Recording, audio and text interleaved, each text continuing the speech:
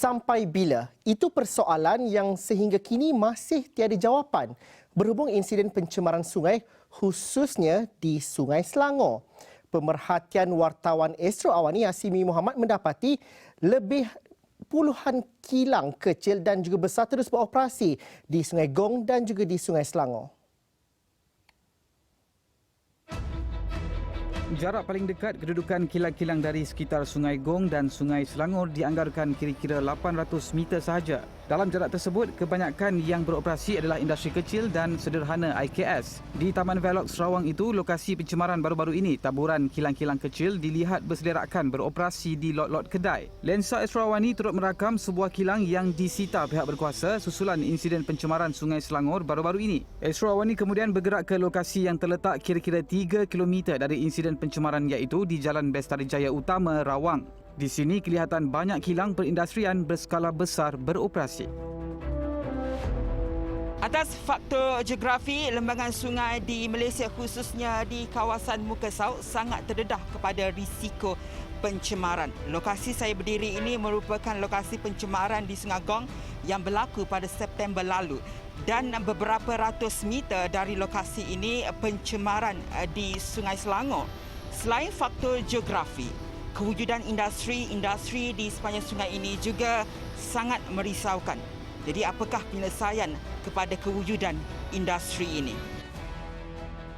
Pakar kualiti air dan permodelan Insinyur Dr. Zaki Zainuddin berpandangan selain memindahkan kilang-kilang sedia, pihak berkuasa perlu mengenal pasti industri yang berisiko tinggi dan mengawal pembangunan kilang tersebut.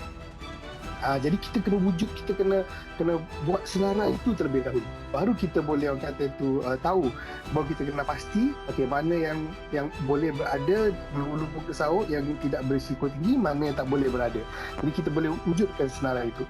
Dan cara kita nak enforce benda tu, cara kita nak menguatkuasakan dia, kita boleh menguatkuasakan dia sama ada pertama kita boleh buatkan dia sebagai satu direktif daripada pihak berkuasa, mungkin daripada kerajaan negeri kepada pihak berkuasa tempatan semasa proses pembangunan kelulusan pembangunan tersebut. Jadi maksudnya kalau industri itu ada industri yang berisiko tinggi yang berada di hulu Muka Sauk, mungkin pembangunannya tidak boleh diluluskan ataupun tidak dibenarkan.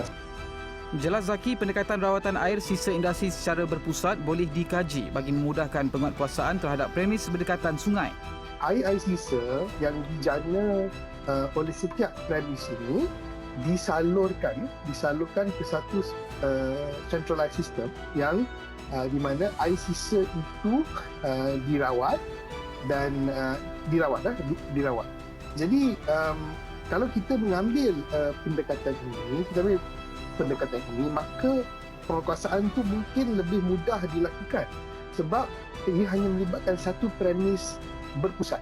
Dalam masa sama, Zaki berkata sistem perundangan negara perlu lebih ketat khususnya berkaitan kadar pelepasan amonia ke dalam sungai. Ketika ini, bacaan dibenarkan berada di Muka Sauk ialah 1.5 mg per liter dengan setiap kilang dibenarkan melepaskan kadar amonia sebanyak 10 mg per liter. Laporan Hasimi Muhammad, Astro Awani.